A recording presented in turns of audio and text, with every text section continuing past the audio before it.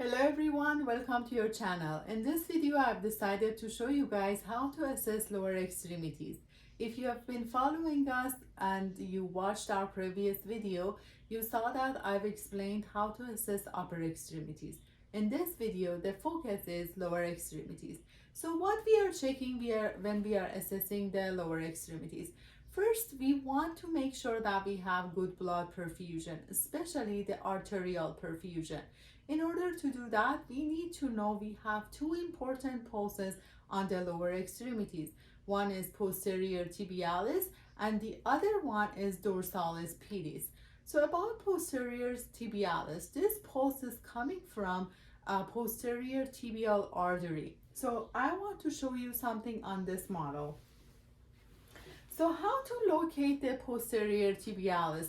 So as I said, posterior tibial artery is coming and running right behind the medial malleolus. So the medial malleolus, if you guys imagine this is the ankle, is on the side that is close to you. Is this side is medial and the side that is away from you is lateral.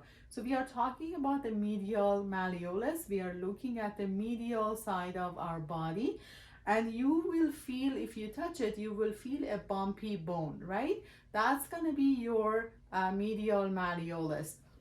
A little bit above that bone, if you remember, I told you guys we are not using thumb to palpate the pulse instead, because our thumb has its own pulse and we don't want to check our own pulse instead of checking our patient's pulse. So instead we are checking our with the index finger and middle finger. We place and put a little pressure around the area for 5 to maybe 6 seconds, and it should be palpable. When we palpate the pulse, we are checking for strength, amplitude, and also the rate of the pulse. So if everything is normal, that indicates good perfusion on the area.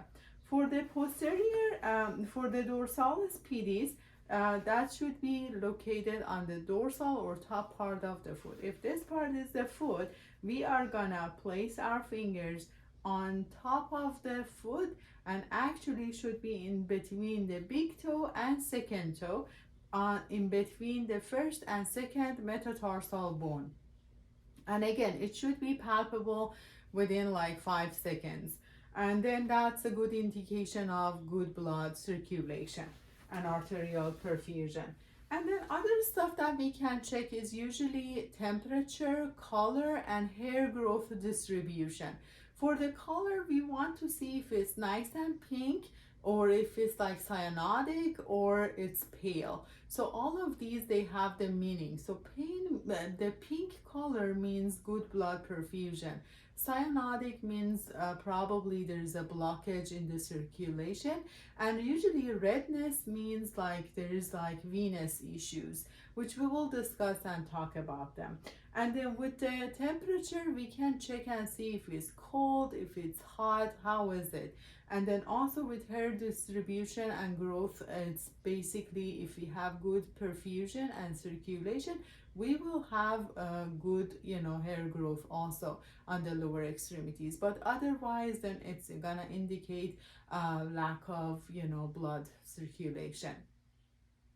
And then after that, we can also check the pitting edema. Pitting edema, we check it because we want to see if there is for example, any like fluid retention on the lower extremities.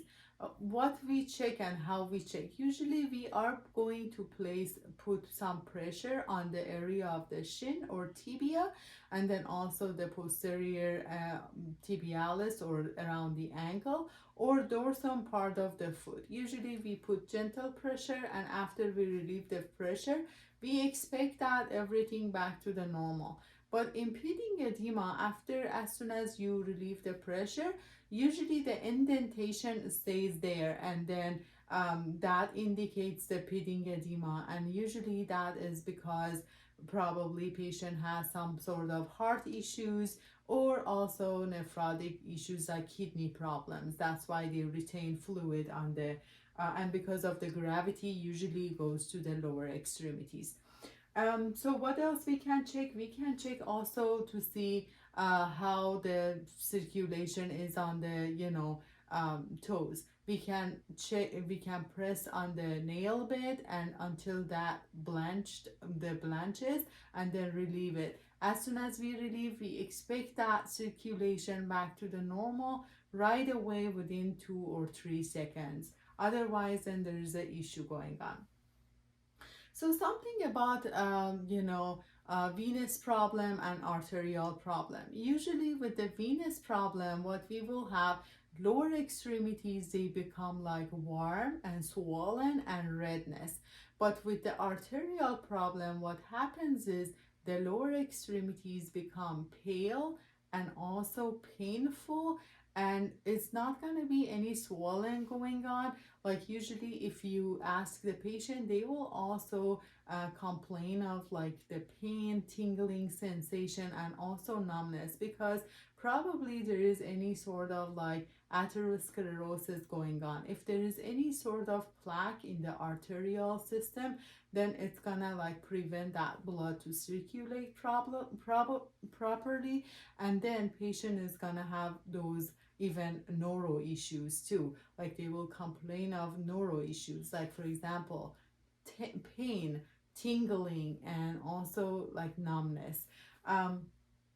So then other stuff that we can check on the lower extremities, we can check to see how strong are both legs. Like we can apply pressure, for example, while patient is sitting, you can apply pressure on the leg and up on the thigh and ask the patient to fight against this pressure. Or also check the range of motion and see how is the strength. Are both sides are the same? Are they normal?